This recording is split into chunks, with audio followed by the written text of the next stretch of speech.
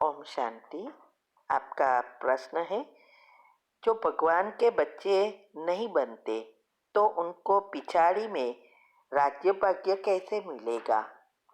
उत्तर है, देखो अभी सृष्टि परिवर्तन का कार्य चल रहा है। तन मन धन सबसे हम सब बच्चे जो उनके बच्चे बच्चे बनते हैं वो उसके कार्य में मददगार बन इस सृष्टि परिवर्तन कर स्वर्ग लाने में मुख्य पाठ बजाते हैं। वो 33 करोड़ से होंगे, लेकिन 33 करोड़ में से जो जितना पुरुषार्थ करेंगे, चारों सब्जेक्ट में कैसे पास होते हैं उस अनुसार पहले जन्म में आते हैं श्री कृष्ण के साथ। अभी इसमें कई बार ऐसा भी होता है कि कई बच्चे पुरुषार्थ नहीं करते हैं, लेकिन यज्ञ में बहुत धन देते हैं। कईयों तो बिल्डिंग भी बना देते हैं और बहुत बड़े बिजनेस पीपल होते हैं, तो ये सब बहुत कुछ देते हैं। तो उसको भी उसका भले पुरुषार्थ नहीं किया है, लेकिन धन सेवा की तो उसको कहाँ ना कहाँ उसका फल तो मिलता ही है। जैसे कर्म का नियम सारे विश्व के लिए समान है। हाँ, भगवान के बच्चे बनते हैं और सारी श्रीमत पर चलकर आगे बढ़ते हैं, उसके लिए एक का पदम गुना हो जाता है। लेकिन भगवान के बच्चे बनकर भी पुरुषार्थ नहीं करते, या तो भगवान के बच्चे बने ही नहीं है, सिर्फ मैसेज मिला है, लेकिन उसने बहुत सारी सेवा की, तो कर्म के नियम अनुसार एक का एक भी तो मिलना है ना। तो इसीलिए कहा कि राज्य भाग्य, अभी देखो, राज्य भाग्य प्राप्त करना अर्थात बहुत सारी धन सेवा करना, तो ये जो भी राजाओं की परंपरा चली वो अभी तक चली ना। राजाओं का महल है ना, तो और फिर मेन राजा से भी छोटे छोटे राजा भी होते हैं, तो जो बहुत धन सेवा भक्ति में भी करते हैं, तो बाबा ने कई बार कहा उसको दूसरे जन्म में बहुत अच्छा धनवान घर में जन्म मिलता है। तो उस अनुसार भी देखे तो वो उसको अंत में कहा ना कहा तो एक बार तो राजा बन जाता है ना। एक है 9 लाख आत्माएं जो पूरा पुरुषार्थ करती है, वो राजा बनेंगे इस संगम युग के पुरुषार्थ से। और दूसरा यह है कि पुरुषार्थ नहीं लेकिन धन सेवा की तो उसका भी मिलता है। वैसे भी छोटे छोटे भी बहुत आएंगे। जैसे हम प्रोग्राम करते हैं बराबर, तो हॉल वाले कभी कभी हॉल के चार्जेस नहीं लेते, लाइट पानी के नहीं लेते, म्यूजिक वाले या स्पीकर वगैरह जो माइक रखना है वो लोग नहीं देते, टेंट बांधते हैं तो टेंट वाले पैसे कभी कभी नहीं दे लेते या कम लेते। ऐसा जो भी छोटी छोटी भी सेवा करते हैं भगवान के कार्य में, और वो भगवान के बच्चे नहीं हैं, लेकिन वो भी कर्म के नियम अनुसार अच्छे कर्म करते हैं। और दान तो किया ना, तो दान करने का भी उसको फल तो मिलता ही है ना। तो ये बहुत बड़ी गुह्य समझ है कर्म की गति का। तो वो राजा 9 लाख में आने वाली आत्माएं वो अलग चीज है, और धन से जो सेवा करते हैं वो फल मिलता है वो अलग है, और कभी कभी थोड़े समय के लिए मिलता है। जितना किया है उतना ही मिलना है ना। जैसे आपको याद है प्रिंसेस डियाना थी, लंदन की रानी विक्टोरिया की बहू, वो कितनी अच्छा उसके कर्म होंगे सोचो।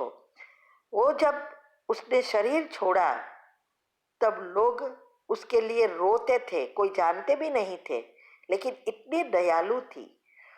और मगर वो जल्दी सुसाइड किया उसने, तो थोड़े समय में ही शायद सुसाइड किया या एक्सीडेंट में मर गई थी, ऐसा कुछ था। तो उतना ही उसका उस समय तो बहुत छोटी थी वो। तो इसका मतलब कि राजाई घराने में उसका उतना ही सुख था। कहाँ ना कहाँ वो आत्मा ने ऐसा दान पुण्य किया है, अच्छा कर्म किया है, तो थोड़ा समय के लिए मिल गया है। अभी उसने जो भी अच्छा थोड़ा समय फिर भी किया, क्योंकि वो प्रिंसेस थी, फिर बहू थी, फिर भी बहुत सारी सेवाएं करती थी, बहुत दयालु थी, तो उसको फिर से भी अच्छा जन्म मिलेगा। तो जो जितना करेगा उतना मिलता ही है। ठीक है। ओम शांति। आपका प्रश्न है, देह अभिमान में रहने से बाहर प्रजा बनने वाले से भी गिर पड़ते हैं, क्या जो सेंटर पे समर्पित है उनके लिए कहा? उत्तर है, देखो दो चीज है। एक ये भी है कि भगवान के घर में सरेंडर होते हैं, चाहे कहाँ भी है। और दूसरा यह भी है कि द्वापर के बाद जो प्रजा बनने वाली है सबकी, उसके लिए भी हो सकता है। इसीलिए कहा है। तो देह अभिमान कहने का भावार्थ यही है कि हम कितना भी पुरुषार्थ करें, पवित्र रहे, लेकिन देह अभिमान है तो वो कभी भी उच्च पद प्राप्त नहीं कर सकते। देह अभिमान फिर से उसको गिरा देता है। ये पूरा साइंस है। ठीक है। ओम शांति। आपका प्रश्न है, आप कहते हो कि गुणों का चिंतन करने से चक्र खुलते हैं, तो हमें यह चिंतन कैसे करना है? यह हम रोज एक गुण का स्वमान लेते हैं, उसी गुण पर योग भी करते हैं। आपके सभी ग्रुप के अनुसार पुरुषार्थ करने पर अटेंशन भी रखते हैं। इसके अलावा और क्या करना है? एक दूसरा प्रश्न यह है कि हम अपने विघ्नों का विनाश करने के लिए आधा घंटा योग करना चाहे तो क्या संकल्प ले, क्या विजन बनाए? उत्तर है, देखो गुणों का चिंतन का अर्थ यही है कि आत्म ज्ञान जो भी बाबा दे रहे हैं उसका ही चिंतन चले सारा दिन। बाबा से बातें करना, जो भी हमने योग की पहली अवस्था के में बताया है वो करना ही चक्र को एक्टिव करता है, क्योंकि नेगेटिविटी दूर हो जाती है। तो 8 ग्रुप का रोज करते हैं और मन बुद्धि इसमें ही एकाग्र रहती है, तो यही है। ठीक है। दूसरा आपने जो कहा कि विघ्नों को विनाश करने के लिए, तो देखो ऐसा नहीं है कि आधा घंटा ही एक्स्ट्रा इसके लिए करना है। कौन सा विघ्न है उस अनुसार कमेंट्री बनानी है।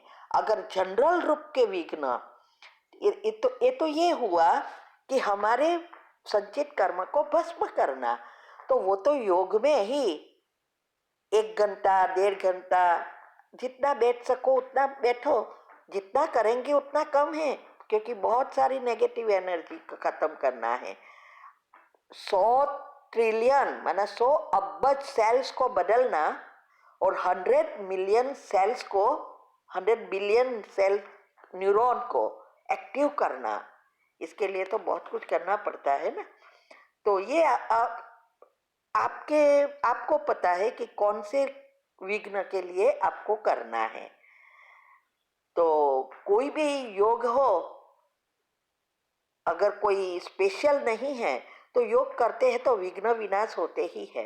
वैसे भी दिनचर्या ग्रुप में संडे को एक्स्ट्रा कमेंट्री भी मिलती है। बहुत सारी यूट्यूब पर कमेंट्री मैंने हमारी चैनल पर रख दी है। इसमें से आप कर सकते हो, प्रकृति को सकाश दो, परिवार को सकाश दो, मनसा सेवा करो, ऐसा। तो ये सारी एक्स्ट्रा चीजें आती है, वो करेंगे तो आपको अपनी दिनचर्या घर के अनुसार एक्यूरेट बनाना है। पहले छोटी सी करनी है, फिर सुबह से रात तक का ऐसा एक्यूरेट बनाना है जिसके जिसके जिससे हम हमारे सारे न्यूरॉन को एक्टिव कर सके, क्योंकि सारा खेल इसका ही है। ठीक है।